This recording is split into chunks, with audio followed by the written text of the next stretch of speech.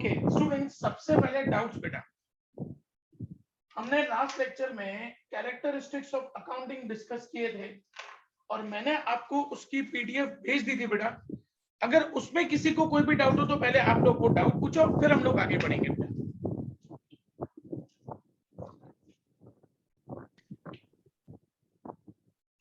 बिंदास ना बेटा, टेंशन मत लेना कि सर मैं ये डाउट पूछूं तो क्या होगा, ना पूछ लेने का। यस बेटा, यस श्री। सर एक बार इकोनॉमिक डिसीजन समझाओ ना। देखो बेटा, क्या होता है कि जब हम लोग बिजनेस चलाते हैं तो बिजनेस में हमको कई सारे डिसीजन लेने होते हैं। जैसे हमको किसी और का बिजनेस बाय करना है, अपना बिजनेस बंद करना है, या हम लोगों को बिजनेस को एक्सपांड करना है।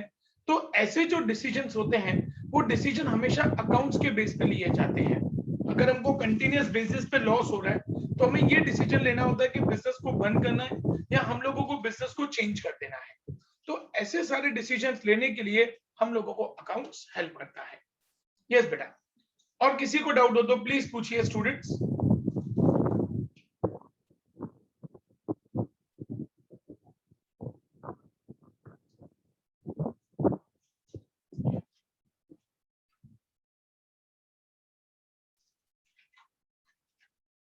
ओके, मतलब बाकी किसी को भी डाउट नहीं है स्टूडेंट्स, तो मैं आगे बढ़ूं बेटा। फाइन स्टूडेंट्स, अब हम लोग चलते हैं बेटा ऑब्जेक्टिव्स ऑफ अकाउंटिंग। स्टूडेंट्स, हम लोग जो भी करते हैं ना, उस हर एक एक्टिविटी के पीछे कोई ना कोई पर्पस जरूर होता है, कोई ना कोई ऑब्जेक्ट जरूर होता है। सुबह में उठते हैं स्टूडेंट्स हम लोग इसलिए कि हम लोगों को स्कूल जाना होता है, रात को सोते हैं क्योंकि इसीलिए हम लोगों को सुबह में जल्दी उठना होता है। हर एक एक्टिविटी जो भी ह्यूमन बीइंग करता है ना, उसके पीछे कोई ना कोई ऑब्जेक्ट जरूर होता है। इसी तरीके से स्टूडेंट्स, अकाउंट्स, जब बिजनेसमैन अकाउंट्स लिखता है तो उस अकाउंट्स लिखने के पीछे कुछ ऑब्जेक्ट्स होते हैं। अब वो क्या ऑब्जेक्ट्स हैं? सबसे पहला, परमानेंट रिकॉर्ड्स।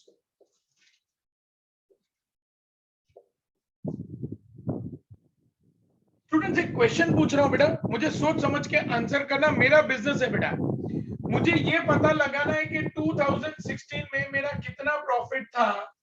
वो पता लगा सकता हूँ? मेरे को याद होगा बेटा? पहले तो मुझे ये बताओ कि 2016 में मुझे कितना प्रॉफिट हुआ था, याद होगा मुझे? पहले मुझे ये बताओ बेटा। No sir. याद नहीं होगा ना बेटा? तो कैसे पता चलेगा? अगर मुझे मेरे बिजनेस का 2016 का प्रॉफिट पता करना है तो कैसे पता कर सकता हूं मैं? अकाउंट। Account, simple. अकाउंट्स आपका एक परमानेंट रिकॉर्ड है जो हमेशा हमेशा के लिए अकाउंट्स आपके पास रहते हैं। आपको कोई भी ईयर का प्रॉफिट पता लगाना हो ना, आप उस ईयर के अकाउंट्स निकालो, आपको प्रॉफिट पता चल जाएगा। तो अकाउंट्स आपका एक परमानेंट रिकॉर्ड है, ये हमेशा हमेशा के लिए आपके पास सेव रहता है। स्टूडेंट्स, पहले तो क्या होता था बेटा, मैं आप लोगों को थोड़ा सा पुराने, मतलब पुराना in the sense 20-25 years back लेके जाऊंगा मैं। पहले क्या होता था बेटा, अकाउंट्स जो होते थे ना वो बुक्स में लिखे जाते थे, लेकिन अब जो अकाउंट्स लिखे जाते हैं ना बेटा वो कंप्यूटर पे लिखे जाते हैं। तो जब बुक्स में लिखे जाते थे ना बेटा तो उनको संभाल के रखना पड़ता था, उन अकाउंट्स को संभाल के रखना पड़ता था। एटलीस्ट 10 इयर्स के अकाउंट्स हमको संभाल के रखना पड़ता था, क्योंकि इनकम टैक्स डिपार्टमेंट आपके पिछले 10 साल के कभी भी अकाउंट्स मंगवा सकता था। तो वो थोड़ा सा कॉम्प्लिकेटेड होता था, थोड़ी जगह रोकता था, लेकिन फिर भी हम लोग संभाल के रखते थे। लेकिन आज तो उल्टा हमारे लिए अकाउंट्स को संभालना और आसान हो गया। क्यों और आसान हो गया? यस ध्रुवी। सर एक बार रिपीट करो कि मेरा नेटवर्क स्लो है तो आवाज क्रैक हो रहा था। ओके, मैं वही बता रहा हूँ बेटा। तो परमानेंट हम लोग क्या, जब अकाउंट्स लिखते हैं ना बेटा तो अकाउंट्स हमारे पास परमानेंट रहता है।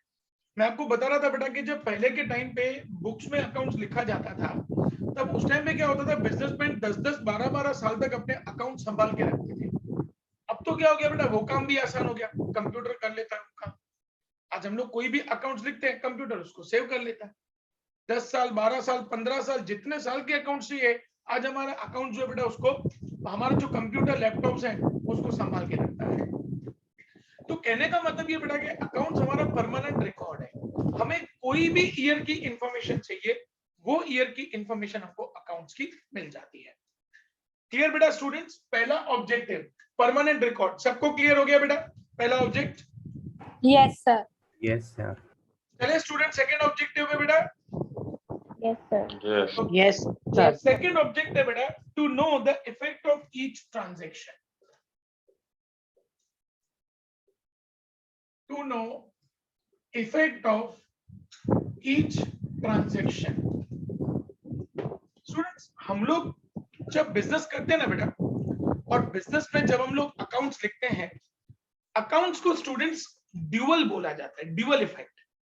क्यों ड्यूअल इफेक्ट बोला जाता है बेटा? एनीवन नोस कि अकाउंट्स को क्यों ड्यूअल इफेक्ट बोला जाता है? स्टूडेंट्स अकाउंट्स को इसलिए ड्यूअल इफेक्ट बोला जाता है, अकाउंट्स में दो साइड होती है। Accounts have two sides, debit and credit. ऐसे दो साइड होती है बेटा अकाउंट्स की। अकाउंट्स में हर एक ट्रांजैक्शन एक डेबिट में और एक क्रेडिट में होगा ही होगा, हमेशा ही होगा। इसीलिए 31 मार्च पे आपका डेबिट और क्रेडिट दोनों मैच आएगा, 2 लाख 2 लाख। तो कभी कभी क्या होता है स्टूडेंट्स, हमसे गलती होती है बेटा, कुछ रह जाता है, तो इसीलिए कभी कभी ये अमाउंट्स मैच नहीं करते हैं। तो कौन सा इफेक्ट हमारा रह गया, क्या लिखना रह गया, वो हमको अकाउंट्स के ऊपर से पता चलता है। मतलब हम लोग जब अकाउंट्स बनाते हैं बेटा, तो अकाउंट्स बनाते हुए हमें ये आइडिया आ जाता है कि क्या क्या लिख चुके हैं, क्या क्या रिकॉर्ड हो चुका है और अभी क्या क्या रिकॉर्ड होना बाकी है। तो स्टूडेंट्स अकाउंट्स लिखने का ये एक बहुत बड़ा ऑब्जेक्ट है कि अगर कभी कुछ लिखना रह गया हो तो हमको पता चल जाता है कि ये चीज हमारी लिखनी रह गई है, हम लोग उसको टाइम पे लिख सकते हैं।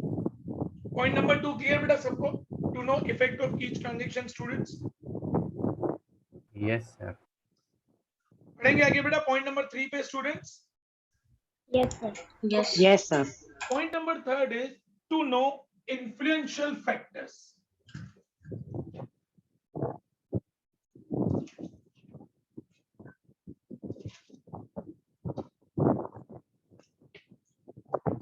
स्टूडेंट्स अभी क्वेश्चन पूछता हूं, मुझे सोच समझ के आंसर करना बेटा। 2020 एक बहुत बड़ा ट्रबल पूरी दुनिया ने फेस किया। It was the trouble of corona. और कोरोना की वजह से हमारे यहाँ पे कई दिनों तक बिजनेस बंद रहे बेटा। स्टूडेंट्स क्वेश्चन को ध्यान से सुनना फिर आंसर करना बेटा। कोरोना की वजह से कई दिनों तक हमारे बिजनेस बंद रहे। क्या इस कोरोना का हमारे बिजनेस के प्रॉफिट पे इफेक्ट आया होगा? Question mark. Yes, sir. Yes sir. Yes, sir. Yes, sir. कैसे पता चलेगा? कैसे पता चलेगा?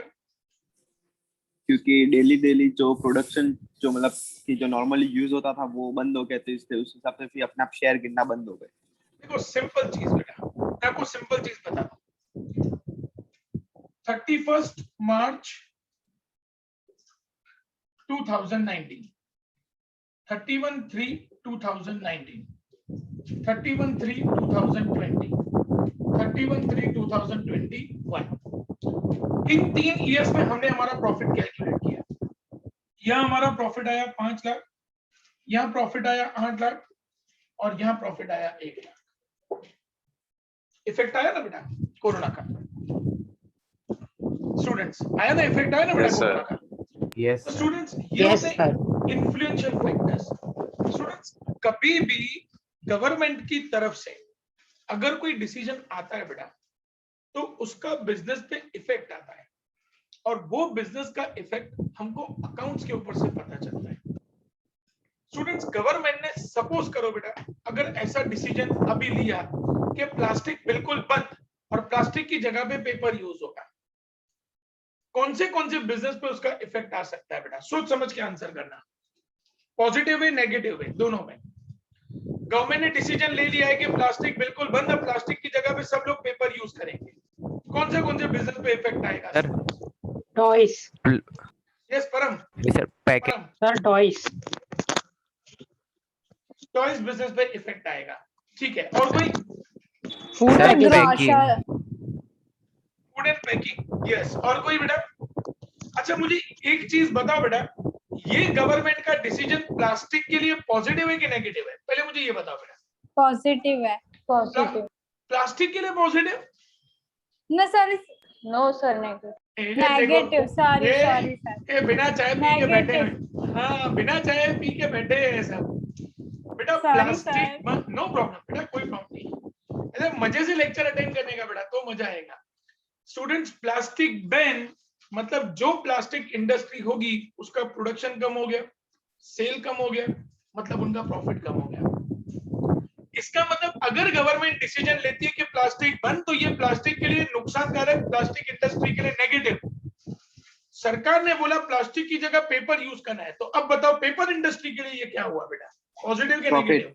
पॉजिटिव। प्रॉफिट। Positive. अब वो पॉजिटिव कैसे पता चलेगा, बताओ मेरे को।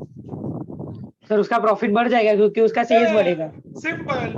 तो प्लास्टिक इंडस्ट्री का क्या होगा बेटा? प्रॉफिट कम हो जाएगा, पेपर इंडस्ट्री का प्रॉफिट बढ़ जाएगा। तो ये सब जो चीजें ना बेटा, ये जो इफेक्ट्स हैं, ये कोई भी फैक्टर्स जब आते हैं ना स्टूडेंट्स, आज हम लोग जिस दुनिया में रह रहे हैं बेटा, ये एक ग्लोबल मार्केट है। ग्लोबल मार्केट का मतलब क्या होता है बेटा कि किसी भी एक जगह पे अगर कोई चीज होती है तो उसका इफेक्ट पूरी दुनिया पे पड़ता है, और उसका डायरेक्ट और इनडायरेक्ट इम्पैक्ट जो है वो हमारे अकाउंट्स के ऊपर आता है बेटा। हमें लगता है कि 1 रुपया पेट्रोल का बढ़ा, क्या फर्क पड़ता है, लेकिन आपको पता है बेटा उस 1 रुपया पेट्रोल का बढ़ना पता नहीं कितनी इंडस्ट्रीज के ऊपर इफेक्ट डाल सकता है। डू यू नो दिस बेटा? पता है आप लोगों को ये चीज? नहीं पता होगी बेटा। हमें तो लगता है 1 रुपया बढ़ाना, 1 रुपये में क्या फर्क पड़ता है। राही wants to say something. Yes, राही। नहीं पता है सर। राही आपकी वॉइस क्लियर नहीं है बेटा। हेलो। राही वॉइस क्लियर नहीं है बेटा, ऐसा तो। हाँ बेटा, हाँ बोलो राही। हमें नहीं पता सर। हेलो। देखो बेटा स्टूडेंट्स, क्या होता है ना कि हमारे लिए क्या होता है, पेट्रोल का 1 रुपया बढ़ना मतलब बहुत नॉर्मल चीज है कि ठीक है ना, अगर 89 रुपीज का पेट्रोल था 90 रुपीज हो गया तो क्या फर्क पड़ता है। लेकिन स्टूडेंट्स क्या होता है बेटा कि जब भी जो भी इंडस्ट्रीज चलती हैं, आज हमारे वहां पे जो भी सामान आता है बेटा वो सारा ट्रांसपोर्टेशन से आता है। अगर पेट्रोल का प्राइस बढ़ा, इसका मतलब ट्रांसपोर्टेशन का खर्चा बढ़ेगा। ट्रांसपोर्टेशन का खर्चा बढ़ा तो आपके पास जो भी सामान आ रहा है उसके ऊपर पैसे बढ़ाने पड़ेंगे। तो ये सारे फैक्टर्स हैं स्टूडेंट्स। कोई भी फैक्टर जब आता है बेटा, चाहे वो नेचुरल हो या चाहे वो मैन मेड हो, ये ऐसे फैक्टर्स जब चेंज होते हैं तो उसका सीधा इंपैक्ट हमारे बिजनेस पे आता है। लेकिन वो इंपैक्ट हमको पता नहीं चलता है। वो हमको पता कब चलता है? जब लोग अकाउंट्स बनाते हैं। हम लोग जब अकाउंट्स बनाते हैं तब पता चलता है कि भाई हमारा प्रॉफिट कम हो रहा है, या पता चलता है कि भाई प्रॉफिट बढ़ रहा है, पता चलता है प्रोडक्शन बढ़ रहा है, पता चलता है प्रोडक्शन कम हो रहा है। तो ये सारी चीजें हम लोगों को तब पता चलती है जब लोग अकाउंट्स बनाते हैं। तो जो भी फैक्टर्स हमारे बिजनेस के सराउंडिंग में, जो भी फैक्टर्स चेंज होते हैं, उनका क्या इंपैक्ट हमारे बिजनेस पे आ रहा है, वो हमको अकाउंट्स क्लियर करके देता है। स्टूडेंट्स, हमने अब तक 3 ऑब्जेक्टिव डिस्कस किए बेटा। Permanent records, to know effect of each transaction and to know influential factors. ये 3 में किसी को कोई भी डाउट हो तो पूछो बेटा, फिर मैं आगे बढ़ूं, क्योंकि मुझे जल्दी नहीं करनी है कोई भी। Sir yes Abhishek, yes Abhishek, एक sir sir to know effect of each transaction एक बार बताओ ना वापस। क्या होता है बेटा कि हम लोग जब बिजनेस में कोई भी ट्रांजैक्शन करते हैं, जैसे गुड्स परचेज किया, गुड्स सेल किया, बैंक में पैसा भरा, बैंक से पैसा विड्रॉ किया, ऐसा कुछ भी करते हैं ना, तो हर एक ट्रांजैक्शन को हम लोग अकाउंट्स पे रिकॉर्ड करते हैं। इसीलिए क्या होता है बेटा, 31 मार्च पे हमारा अकाउंट्स का डेबिट और क्रेडिट का दोनों का बैलेंस सेम आता है। अगर वो सेम नहीं आया तो क्या रिकॉर्ड करना रह गया, वो हम लोग अकाउंट्स के थ्रू पता कर सकते हैं। अभिषेक क्लियर बेटा? Yes sir. यस। और किसको डाउट है बेटा, प्लीज पूछिए। सर यस उर्वशी, बोलो बेटा। सर ये आपने फर्स्ट वाला जो समझा ना परमानेंट रिकॉर्ड, तो सर वो मैं थोड़ा लेट ज्वाइन हुई तो मेरा स्किप हो गया, तो एक बार वापस समझा। परमानेंट रिकॉर्ड क्या होता है? हम लोग जब अकाउंट्स रिकॉर्ड करते हैं बेटा, तो हमेशा हमेशा के लिए वो अकाउंट्स हमारे पास रहते हैं। मुझे अगर मेरी बिजनेस का 2016 का प्रॉफिट याद करना हो, दिमाग में याद नहीं होगा, लेकिन वो अकाउंट्स लिखे हुए हैं बेटा, तो मैं वो अकाउंट्स निकालूंगा, 2016 का मेरा प्रॉफिट देख लूंगा, सिंपल। तो अकाउंट्स क्या है बेटा, ये हमेशा हमेशा के लिए हर एक चीज को रिकॉर्ड कर देता है। तो आपको कुछ भी याद रखने की जरूरत नहीं पड़ती है। आपको जो भी ईयर का जो भी इंफॉर्मेशन चाहिए, वो सारी इंफॉर्मेशन आपको उस अकाउंट्स में से मिल जाती है। उर्वशी, क्लियर हो गया बेटा point number 1? Yes sir, thank you. Okay, any time बेटा। बच्चों, तीनों पॉइंट में और कोई डाउट स्टूडेंट्स किसी को, तो मैं आगे बढ़ूं? ग्रेट स्टूडेंट्स, अब चलते हैं point number 4, to determine tax liability. To determine tax liability. चलो देखता हूं तुम्हारे पास कितना जनरल नॉलेज है। Students, sir your voice is not coming properly. बेटा आपका नेटवर्क चेक करो, शायद आपके नेटवर्क में प्रॉब्लम होगा, इसलिए मेरा वॉइस आपको प्रॉपर नहीं आ रहा होगा बेटा। स्टूडेंट्स, देखता हूं आप लोगों के पास कितना नॉलेज है बेटा। आप लोग पता है कि एक बिजनेस में कौन सी टैक्स पे करता है? Which kind of taxes are to be paid by a business? income tax. Very income good. Tax, goods and services tax. Very good बेटा। Students, electricity. एक बिजनेसमैन 2 टैक्स पे करता है अपने बिजनेस के ड्यूरेशन में, एक जीएसटी और दूसरा इनकम टैक्स। लेकिन आप लोग पता है बेटा, ये जीएसटी किसके बेस पे पे किया जाता है? डू यू नो दिस बेटा? वो पे करते हैं हम लोग सेल्स के बेस पे। हमारे बिजनेस का टोटल कितना सेल्स हुआ, उसके बेस पे जीएसटी पे किया जाता है, और हमारे बिजनेस का कितना प्रॉफिट हुआ, उसके बेस पे इनकम टैक्स पे किया जाता है। अब मुझे बताओ बेटा, ये दोनों इंफॉर्मेशन आपको कहां से मिलेंगी? सेल्स और प्रॉफिट की इंफॉर्मेशन कहां से मिलेगी? अकाउंट्स। अकाउंट्स। सिंपल। मतलब अकाउंट्स जब हम लोग बनाते हैं बेटा, तो अकाउंट्स बनाने से टैक्स पे करना इजी हो जाता है, हमारे लिए भी और गवर्नमेंट के लिए भी। हर एक बिजनेसमैन को क्या करना होता है बेटा, 31 मार्च के बाद गवर्नमेंट हमको एक ड्यूरेशन देती है बेटा 2 से 3 महीने का, जिसमें हर एक बिजनेसमैन को अपने अकाउंट्स बनाने होते हैं। वो अकाउंट्स बना के गवर्नमेंट को सबमिट करने होते हैं, और उसके बेस पे गवर्नमेंट हमसे टैक्स वसूल करती है। तो अकाउंट्स बनाने से हमारे लिए भी इजी हो जाता है ये नक्की करना कि कितना टैक्स पे करना है, गवर्नमेंट के लिए भी ये इजी हो जाता है ये डिसाइड करना कि कितना टैक्स वसूल करना है। क्लियर हो बेटा में students? Yes sir. Yes sir. आगे बढ़ेंगे students. Now students, 5th number objective, to know quantum of payables. To know quantum of payables. Quantum of payables का मतलब होता है बेटा total amount to be paid. इसका मतलब होता है क्वांटम ऑफ पेबल्स, मतलब मुझे कितना पैसा किसी को देना है, या अलग अलग पे, जैसे आप लोग यहाँ पे जितने भी बच्चे बैठे हैं उसमें से 15 बच्चे ऐसे जिनको मुझे पैसा देना है, वो कहलाता है क्वांटम ऑफ पेबल्स। कितना पैसा देना है भाई? 2 लाख रुपया देना है, that is quantum of payables. तो किसको कितना पैसा मुझे देना है वो अकाउंट्स क्लियर करता है। अभी कोई आके खड़ा हो गया मेरे सामने, सर मेरे को आपसे 5 लाख रुपया लेने का है। कौन से 5 लाख रुपए? अकाउंट्स उसका एक प्रूफ है, अकाउंट्स में हर एक चीज रिकॉर्ड होती है, उसके बेस पे हमें पता चलता है कि हमें कितना पैसा किसको पे करना है। Object number 5 clear students? Yes sir. Clear है बेटा सबको students? Yes. Yes.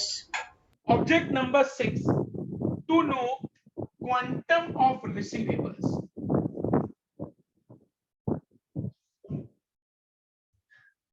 To know quantum of receivables का मतलब होता है बेटा total amount to be received. मुझे किससे कितने पैसे लेने हैं? भाई आप में से 15 बच्चे ऐसे हैं जिनसे मेरे को पैसा लेने का है, तो मेरे को अकाउंट्स बता देगा किससे कितना पैसा लेने का है, कौन सी डेट पे लेना है, वो सब मेरे को अकाउंट्स क्लियर कर देगा। तो स्टूडेंट्स, हमको अकाउंट्स बनाने से ये पता चल जाता है कि किस टाइम पे किस ड्यूरेशन में हमें किसको पैसा देना है, किस टाइम पे, किस ड्यूरेशन पे किससे पैसा लेना है, वो हमको अकाउंट्स क्लियर कर देते हैं। स्टूडेंट्स, ऑब्जेक्ट नंबर 6 क्लियर बेटा? Yes sir. Yes sir. Students, हमने अब तक 6 ऑब्जेक्ट डिस्कस किए हैं बेटा। 6 ऑब्जेक्ट में से किसी को कोई भी डाउट हो बेटा तो पहले वो पूछ लो, फिर मैं आगे बढ़ू बेटा। परम को कोई डाउट है? परम? No sir. ओके स्टूडेंट्स, और किसी को कोई डाउट बेटा 6 ऑब्जेक्ट में से? ग्रेट, आगे बढ़ते हैं students. Object number 7, to measure profitability of business.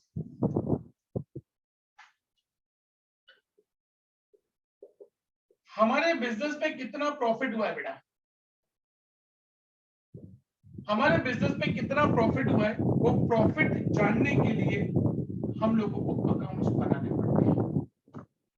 On the basis of accounts students, हमको ये पता चल सकता है कि हमारे बिजनेस में कितना प्रॉफिट हुआ है, और उस प्रॉफिट के बेस पे हमें ये पता चल सकता है कि हमको गवर्नमेंट को कितना इनकम टैक्स पे करना है। ऑब्जेक्ट नंबर 7 क्लियर बेटा सबको students? Yes sir. Yes yes sir. Sir. Great. Object number 8, to know economic status of the business. To know economic status of the business. Students, किसी भी business का economic status 2 चीजों से पता चलता है। एक, वो बिजनेस प्रॉफिट कर रहा है कि लॉस कर रहा है। दूसरा, उस बिजनेस के पास कितनी असेट्स मतलब कितनी प्रॉपर्टीज हैं और कितनी उनके ऊपर लायबिलिटीज मतलब उनके ऊपर कितना कर्जा है। अब मुझे ये बताओ स्टूडेंट्स, आप किस बिजनेस को बोलोगे कि वो अच्छी इकोनॉमिक कंडीशन में या अच्छे इकोनॉमिक स्टेटस में है? जिस बिजनेस का प्रॉफिट हो रहा हो, लॉस हो रहा हो, जिस बिजनेस के पास असेट्स ज्यादा हो कि लायबिलिटीज ज्यादा हो। आप किस सर, बिजनेस जिसका को? प्रॉफिट हो रहा हो और जिसके असेट्स ज्यादा हो, लायबिलिटीज कम हो। यस, वेरी गुड बेटा। जो बिजनेस स्टूडेंट्स प्रॉफिट कर रहा है और जिसके पास प्रॉपर्टीज ज्यादा है, उनका इकोनॉमिक स्टेटस बेटर माना जाता है। लेकिन कोई बिजनेस ऐसा है बेटा कि जिनकी लॉस हो रही है और उनके ऊपर लायबिलिटीज बढ़ती जा रही है, कर्जा बढ़ता चला जा रहा है, इसका मतलब उस बिजनेस का इकोनॉमिक स्टेटस सही नहीं है। अब सर, यस बेटा, यस अभिषेक बोलो, एक मस्त डिस्कशन करते हैं। यस अभिषेक। अगर प्रॉफिट हो रहा और एसेट्स भी ज्यादा है लेकिन सर लायबिलिटीज भी ज्यादा है तो फिर वो स्टेटस हाई माना जाएगा या लो? नहीं, वो लो माना जाएगा बेटा। लायबिलिटीज कम होनी चाहिए बिजनेस के ऊपर, कर्जा कम होना चाहिए बेटा। अब ऐसा हो बेटा कि मैंने 500 करोड़ का कर्जा लिया और वो 500 करोड़ के कर्जे में से मैंने 500 करोड़ की प्रॉपर्टी बनाई, सेंसलेस है बेटा। क्लियर अभिषेक? Yes sir. अच्छा चलो स्टूडेंट्स, आप लोगों में से रेड मूवी किसने किसने देखी है? रेड मूवी किसने किसने देखी है? यस सर मी 4 5 5 5 लोगों ने मूवी देखी है। 6 लोगों ने मूवी देखी है। 7 8 अभी आज ना, आजकल में एक बार वापस मूवी देखना बेटा। अब आप लोगों को पता चलेगा कि कैसे इनकम टैक्स डिपार्टमेंट को पता चलता है बेटा कि कैसे वो रेड करते हैं, उनको कैसे पता चलता है। स्टूडेंट्स ध्यान से समझना बेटा, ये बहुत इंपॉर्टेंट है आप लोगों के लिए, अकाउंट्स के लिए। स्टूडेंट्स, इनकम टैक्स डिपार्टमेंट को कैसे पता चलता है कि आपके पास ब्लैक का पैसा है किसी को आइडिया बेटा कैसे पता चलेगा इनकम टैक्स डिपार्टमेंट को कि आपके पास ब्लैक का पैसा है? Anyone knows? ध्रुवांगी बताएंगे। यस ध्रुवांगी। क्योंकि जब आपकी सैलरी कम होती है और आपके पास प्रॉपर्टीज ज्यादा हो जाती है, जब आपके पास, हाँ आपके पास पैसा कम है, अब मैं कमा रहा हूँ महीने का 25,000 रुपया और मैं खर्चा कर रहा हूँ महीने का 50,000 रुपया, तो वो कैसे पॉसिबल है? मैं कमा रहा हूँ महीने का 25,000 रुपया और खर्चा महीने का 50,000 कर रहा हूँ, कैसे पॉसिबल है? ये तो पॉसिबल ही नहीं ना बेटा। तब इनकम टैक्स डिपार्टमेंट को आपके ऊपर डाउट जाता है। आप रेड मूवी देखना बेटा, उसमें वो लोग पहले इन्वेस्टिगेशन करते हैं। इन्वेस्टिगेशन में ये देखते हैं बेटा कि आपकी इनकम कितनी है, फिर देखते हैं कि सामने आपके पास प्रॉपर्टीज कितनी है। तब उनको पता चलता है कि इनके पास ये ज्यादा प्रॉपर्टीज है, तो वो ज्यादा प्रॉपर्टीज पैसा कहां से आया? पैसा ब्लैक का है। तो स्टूडेंट्स, अकाउंट्स आपकी हर एक चीज को क्लियर कर देता है सबके सामने, सिर्फ आपके लिए नहीं बेटा। ये इनकम टैक्स डिपार्टमेंट के सामने भी आपके बिजनेस का सब कुछ बता देता है, क्योंकि अकाउंट्स ट्रांसपेरेंट होता है, अकाउंट जो है वो सबके सामने वही होता है। तो किसी को भी वो इंफॉर्मेशन चाहिए, इनकम टैक्स डिपार्टमेंट को पता लगाना है कि आपके पास इनकम ज्यादा है क्या आपकी प्रॉपर्टी ज्यादा है, तो वो उनको वहां से अकाउंट्स देख के तुरंत पता चल जाता है। हेली को कुछ डाउट है? Yes heli. सर अगर ज्यादा प्रॉपर्टीज ना हो तो कैसे पता चलता है? देखो बेटा, इनकम टैक्स डिपार्टमेंट को कैसे पता चलता है कि आपके पास ब्लैक का पैसा है। आज आपके घर पे पैसा होगा बेटा, हर एक इंसान के पास जब पैसा आता है ना तो वो दो चीजें करता है। एक, या तो उन पैसों से शॉपिंग करेगा, खर्चा करेगा, जलसा करेगा, या पॉइंट नंबर 2 बेटा वो प्रॉपर्टीज परचेज करेगा। तो जब प्रॉपर्टी परचेज होती है बेटा, देखो बेटा इनकम टैक्स डिपार्टमेंट को कैसे पता चलता है, सुनना ध्यान से। परम भाई साहब हैं, परम भाई साहब ने आज एक्टिवा कैश पे लिया, 1 लाख रुपए का एक्टिवा था, कैश पे ले लिया, नो प्रॉब्लम। कल जाके परम भाई साहब फॉर्च्यूनर कैश पे लेके आ गए, 22 लाख रुपए की फॉर्च्यूनर कैश पे लेके आ गए। अब जब तक परम घर पे पहुंचेंगे ना, उसके पहले इनकम टैक्स वाले उनके घर पे आ जाएंगे।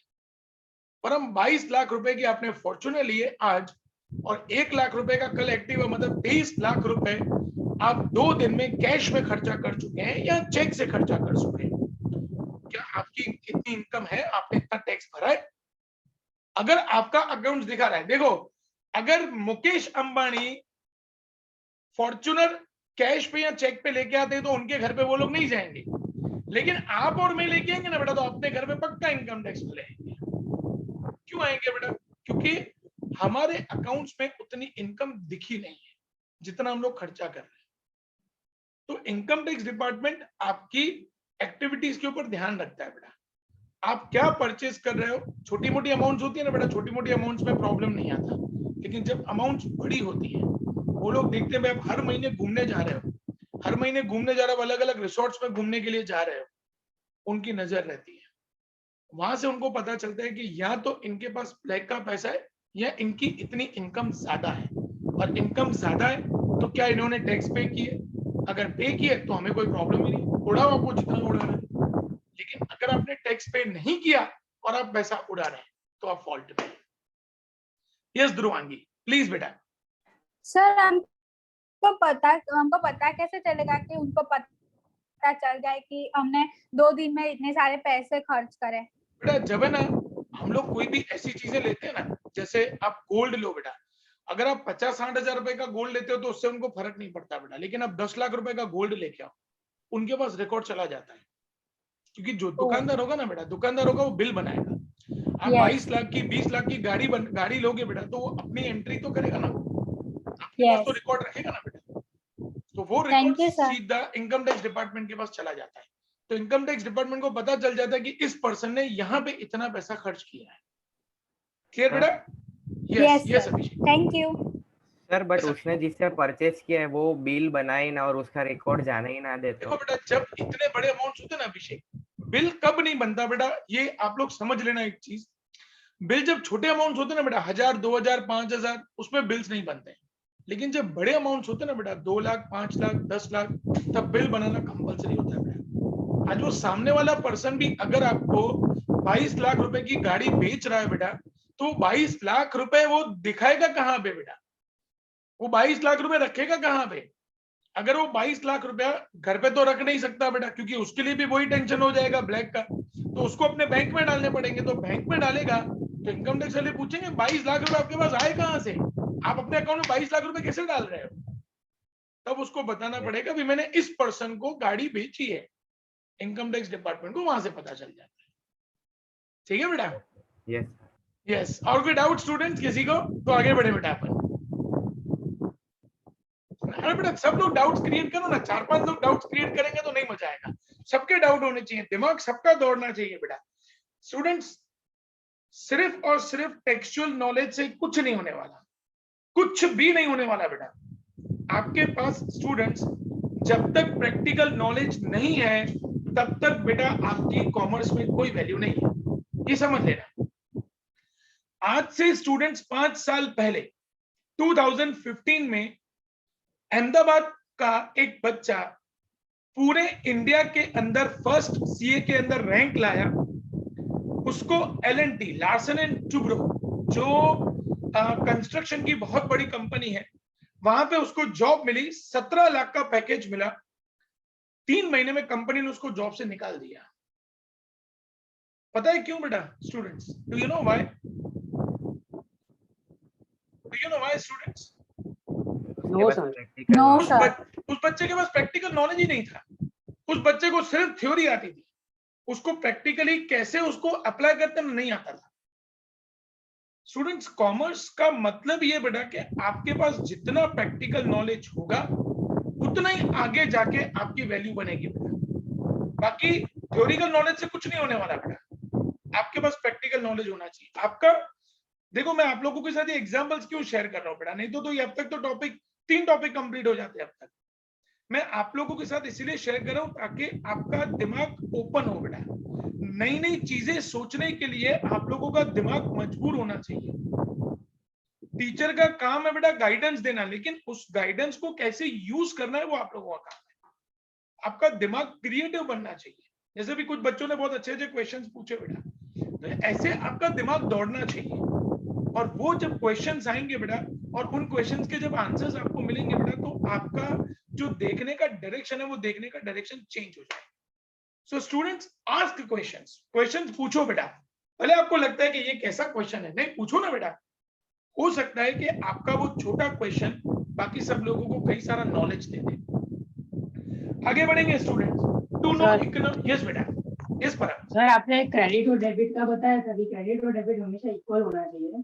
हाँ, तो सर मुझे डाउट था कि सर कोई बिजनेस में है तो सर मैं कोई चीज को प्रॉफिट में बेचूंगा, मतलब मैं बेचूंगा ज्यादा पैसे में, तो सर मेरा क्रेडिट ज्यादा नहीं होगा डेबिट में? नहीं, कभी नहीं बेटा, कभी नहीं होगा। क्योंकि क्या होता है बेटा अकाउंट्स में, परम वेरी गुड क्वेश्चन।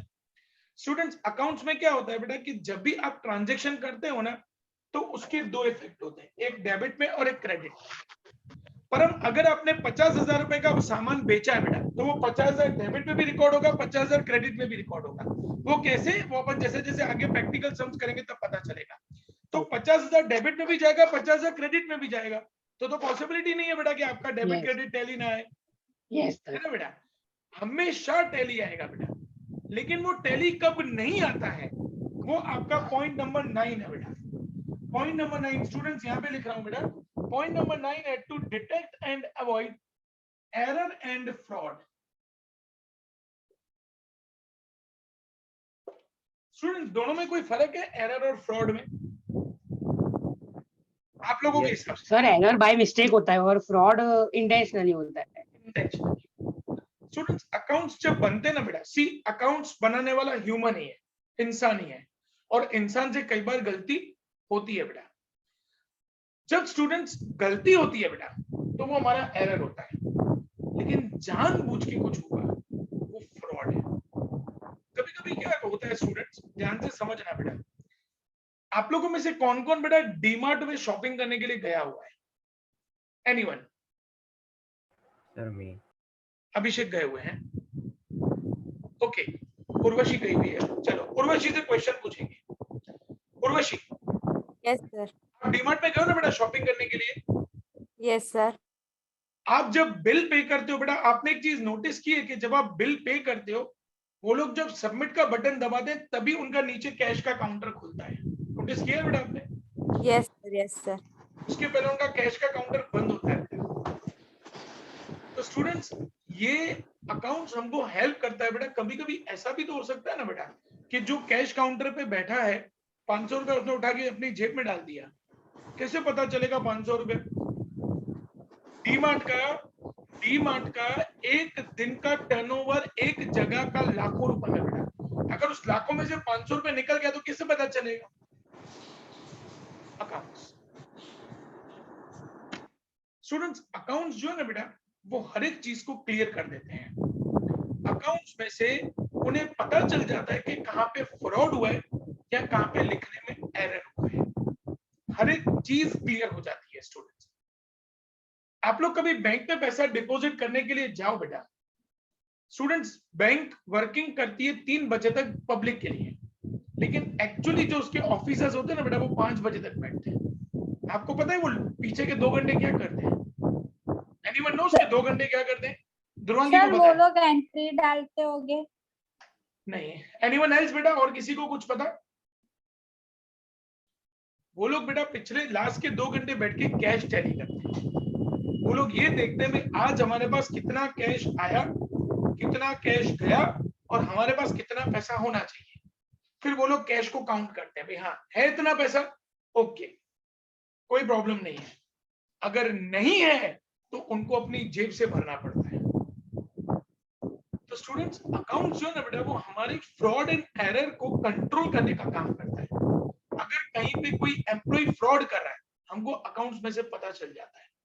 कोई एम्प्लॉय क्या करता है 100 रुपए 200 रुपए गायब करता जाता है, अकाउंट्स बता देते हैं भाई आज की सेल के हिसाब से 50,000 रुपया होना चाहिए लेकिन 49,500 है, 500 रुपया कहाँ गया वो पता चल जाता है अकाउंट्स के ऊपर से। तो students accounts errors and frauds को, एरर मतलब जो गलतियां, फ्रॉड जो हम लोगों ने जानबूझ के किया है उसको कंट्रोल करने का काम हमारा अकाउंट्स करता है। क्लियर हो बेटा? मैं students yes sir. Yes sir, पर सर यस बेटा वो पता कैसे चलेगा कि वो एरर लिखने में एरर हुई है या किसी ने फ्रॉड किया है? इसमें क्या होता है बेटा उसकी इंक्वायरी होती है। पर देखो बेटा आजकल इतना एडवांसमेंट हो गया है बेटा, डीमार्ट है, अगर डीमार्ट को ये पता लगाना ना बेटा कि रात को 10 बजे मेरे पास सभी स्टोर्स को मिला के कितना सामान पड़ा है, आपको पता है बेटा ये उनके लिए बहुत आसान है। एक क्लिक पे उनको पता चल जाता है कि हमारे पास कितना सामान पड़ा हुआ है। आज के दिन में कितने के बिल बने बेटा, बहुत आसान है उन लोगों के लिए। आज के दिन में कितने के बिल बने भाई, पूरे डीमार्ट्स को मिला के आज के दिन में 50 लाख के बिल बने। कल मॉर्निंग में वो चेक करेंगे 50 लाख हमारे अकाउंट में आ गए। इसका मतलब कोई फ्रॉड नहीं है, कोई एरर नहीं है। लेकिन अगर हमारे बिल बने टोटल 50 लाख रुपए के आज के और अकाउंट में आए हैं 49,50,000, इसका मतलब 50,000 रुपए कहीं गया 50,000। यहाँ बिल बनाने में मिस्टेक है या फ्रॉड हुआ है। फिर वहां से उनकी इन्वेस्टिगेशन टीम उतरती है और वो पूरा इन्वेस्टिगेशन करती है।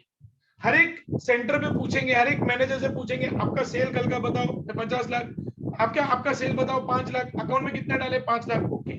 सब जगह से इंक्वायरी करेंगे तब उनको पता चलेगा कहां पे एरर और कहां पे फ्रॉड। तो अकाउंट्स की वजह से ये चीज आज बहुत आसान हो गई है बेटा। कोई भी फ्रॉड, कोई भी एम्प्लॉय फ्रॉड या एरर करता है बेटा वो आसानी से पता चल जाता है। क्लियर हो बेटा? मैं परम? Yes sir. ओके। और किसी को कोई डाउट स्टूडेंट्स? 9 के 9 ऑब्जेक्टिव्स एक बार सारे देख लो बेटा, कहीं पे कोई डाउट है तो प्लीज पूछिए।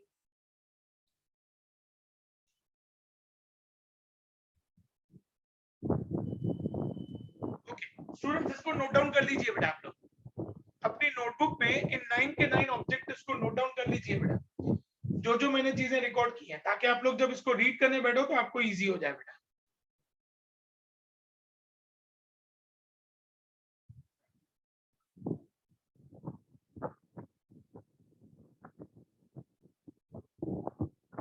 स्टूडेंट्स एक बार सारे पॉइंट्स देख लेना बेटा, जो भी पॉइंट पता नहीं चलता मेरे को पूछ लेना बेटा।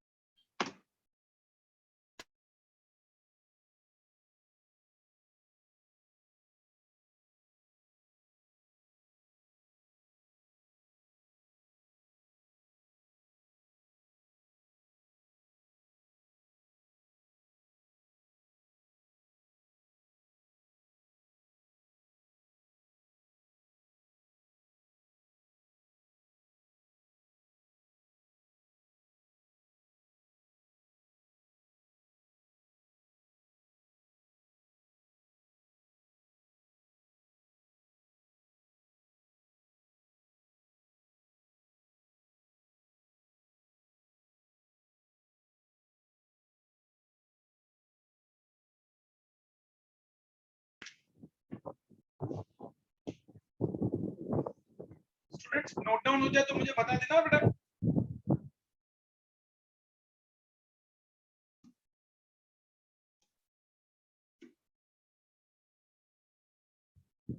Done sir. परम का रिकॉर्ड हो गया बेटा, बाकी सब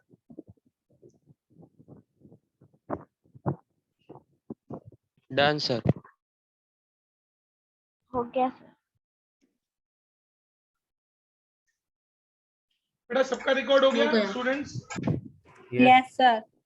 ओके, किसी को कोई भी डाउट बेटा यहाँ तक? No sir. No sir.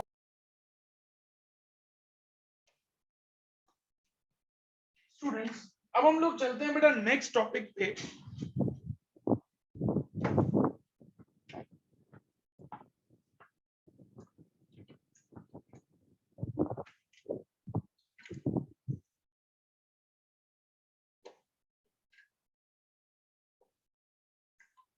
Students कुछ राइटर्स ऐसा कहते हैं कि accounts is a science.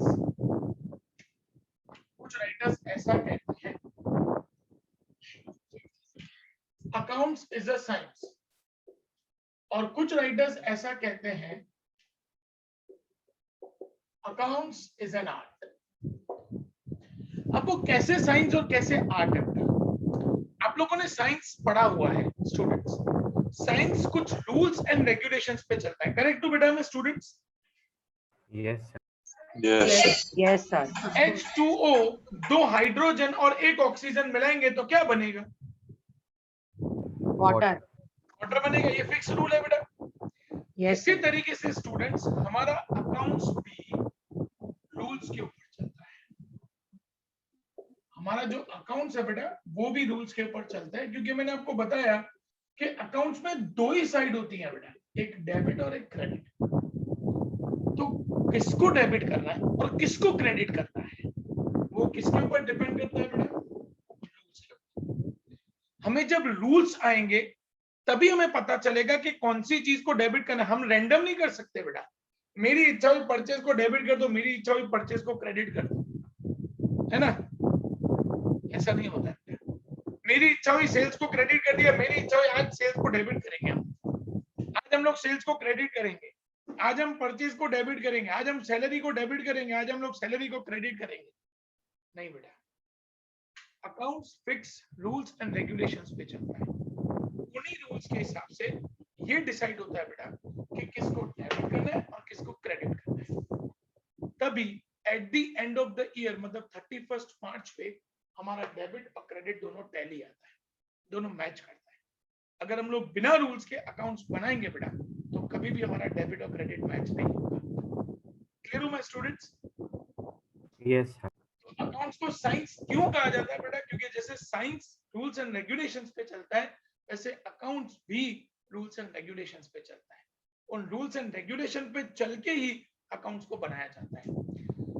Students ये बहुत सारे बच्चे ऐसे होते हैं, पता है बेटा, जो बोलते हैं कि 11th में तो क्या सीखने का होता है, लेकिन आप लोगों को पता है स्टूडेंट्स 11th ही आप लोगों का सबसे इंपॉर्टेंट है। क्योंकि जिस बच्चे का 11th वीक रहेगा ना बेटा, उस बच्चे को लाइफ टाइम कॉमर्स में प्रॉब्लम रहेगा। क्यों बेटा? क्योंकि अगर आपने ये डेबिट और क्रेडिट के रूल्स नहीं सीखे बेटा, तो आप अकाउंट्स में आगे जाके डेबिट क्रेडिट कैसे करोगे? तो स्टूडेंट्स इसीलिए अकाउंट्स को साइंस बोला जाता है, क्योंकि जैसे साइंस रूल्स एंड रेगुलेशन पे चलता है, अकाउंट्स भी उसी तरीके से रूल्स एंड रेगुलेशंस पे चलता है। इसीलिए स्टूडेंट्स में सबसे इंपॉर्टेंट ईयर अगर मैं मानता हूं ना बेटा, तो मेरे हिसाब से 11th स्टैंडर्ड। क्योंकि बच्चे ने अगर 11th स्टैंडर्ड में अच्छे से अकाउंट्स को समझा, सीखा, तो उसको आगे जाके प्रॉब्लम नहीं होगा। अगर उसने 11th में ध्यान नहीं दिया तो उसको लाइफ टाइम अकाउंट्स में प्रॉब्लम रहने वाला है। तो स्टूडेंट्स जैसे साइंस रूल्स रेगुलेशन पे चलता है, वैसे अकाउंट्स भी रूल्स एंड रेगुलेशन पे चलता है, इसीलिए अकाउंट्स को साइंस बोला जाता है। क्लियर हो बेटा मैं स्टूडेंट्स? स्टूडेंट्स में क्लियर हो बेटा? Now accounts is an art. Art का मतलब क्या होता है बेटा? ड्राइंग, पेंटिंग, मतलब जिस इंसान के अंदर कुछ स्पेशल स्किल हो उसको हम लोग आर्ट कहते हैं बेटा। अकाउंट्स भी एक आर्ट है, क्योंकि अकाउंट्स लिखने के लिए भी हमारे पास कुछ ना कुछ स्पेशल क्वालिटी होनी चाहिए।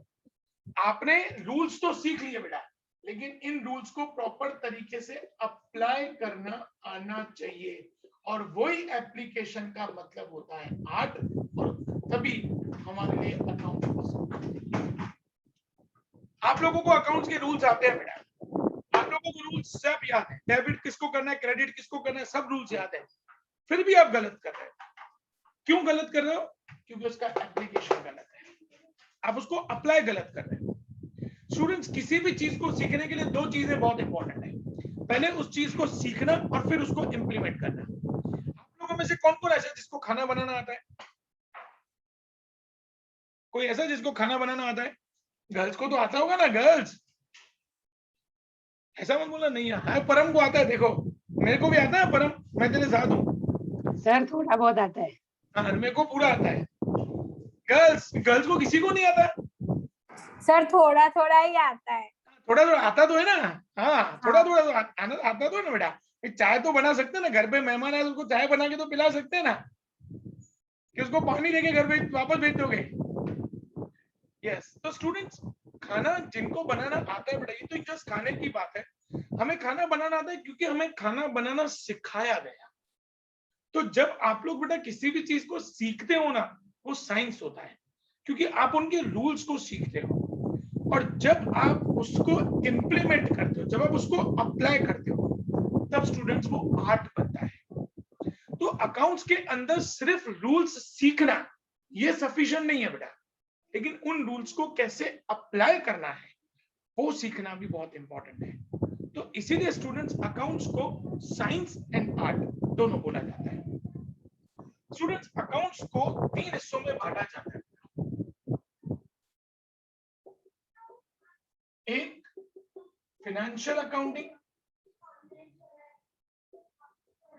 एक कॉस्ट अकाउंटिंग,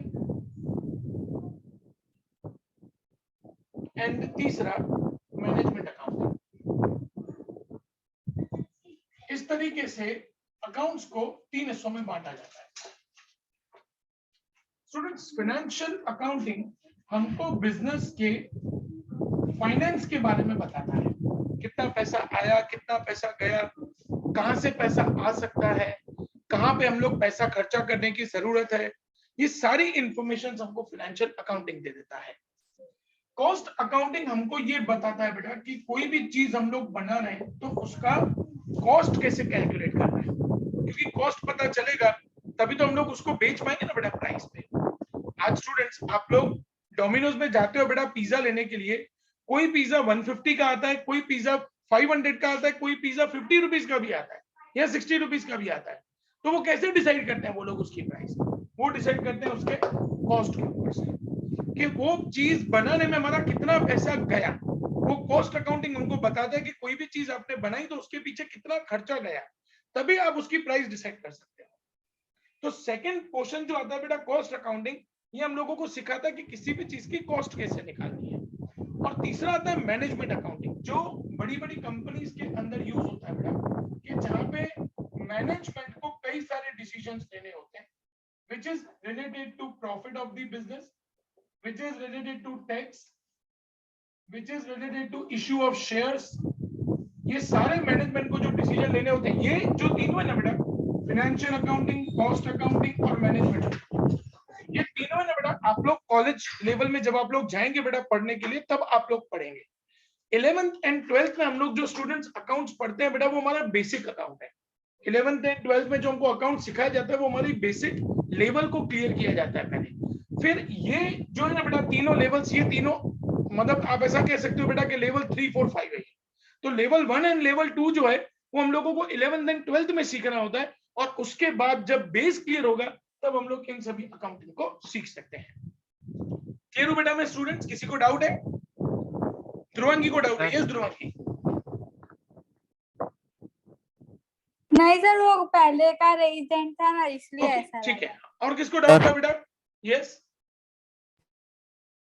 अभिषेक बोलो बेटा। ना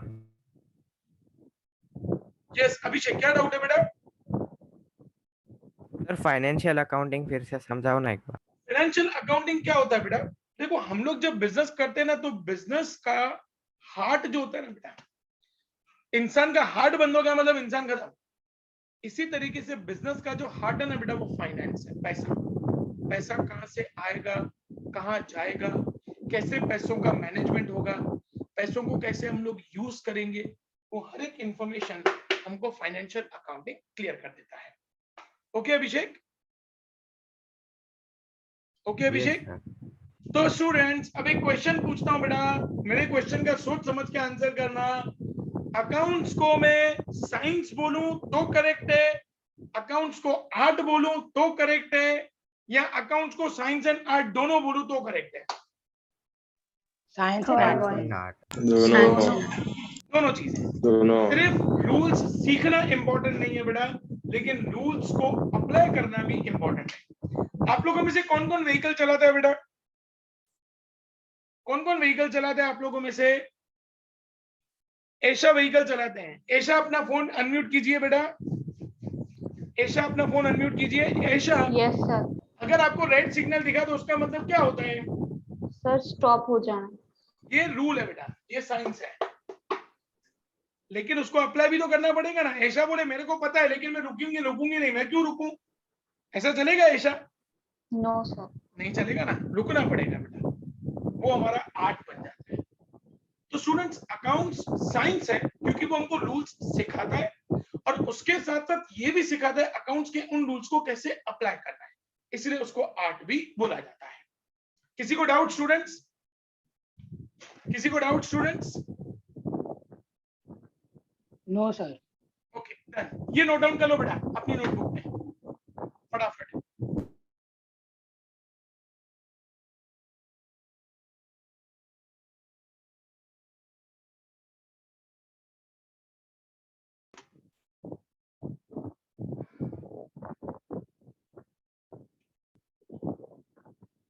स्टूडेंट्स इसकी पीडीएफ दोनों आंसर्स की आज आप लोगों को ग्रुप में शेयर कर दी जाएगी बेटा। परसों तक के लेक्चर में ये दोनों चीजें, मतलब आज हमने डिस्कस किया बेटा objectives and accounts is science and art, ये दोनों आंसर्स परसों आप लोग रीड करके रखेंगे। अगर कोई डाउट होगा बेटा तो परसों आप लोग पहले मुझसे पूछेंगे, फिर हम लोग आगे बढ़ेंगे। सर एक बार मैनेजमेंट अकाउंटिंग समझाओ ना। मैनेजमेंट अकाउंटिंग क्या होता है बेटा? जब आप बिजनेस चलाते हो ना तो एज अ मैनेजमेंट आपको कई सारे डिसीजन लेने होते हैं। जैसे आपको कितना प्रॉफिट हुआ है, उस प्रॉफिट में से कितना टैक्स भरना है, कितना प्रॉफिट आपको बिजनेस में रखना है, कितना प्रॉफिट आप यूज कर सकते हो, कितने प्रॉफिट में से आपको नई प्रॉपर्टीज परचेस करनी है। तो ये सारे जो डिसीजंस हैं वो मैनेजमेंट अकाउंटिंग के बेस पे लिए जाते हैं। ओके बेटा? Okay sir, thank you. Okay बेटा।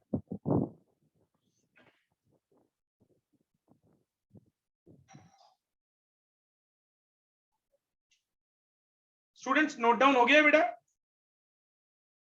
Yes sir. Yes sir. Yes, sir.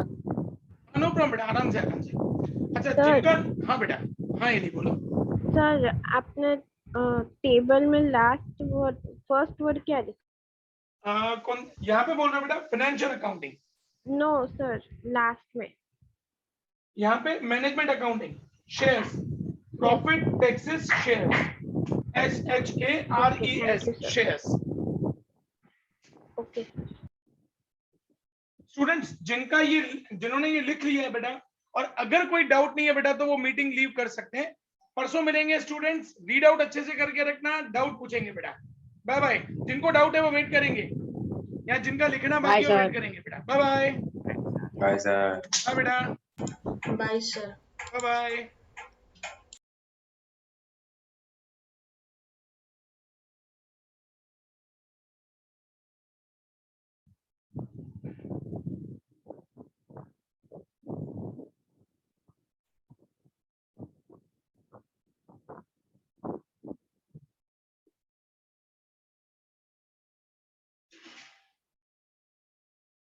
Sir yes बेटा, यस उर्वशी। सर ये मैनेजमेंट अकाउंटिंग में लास्ट 2 वर्ड्स क्या लिखे हैं प्रॉफिट के नीचे? प्रॉफिट फिर टैक्सेस एंड देन शेयर्स बेटा। Okay sir.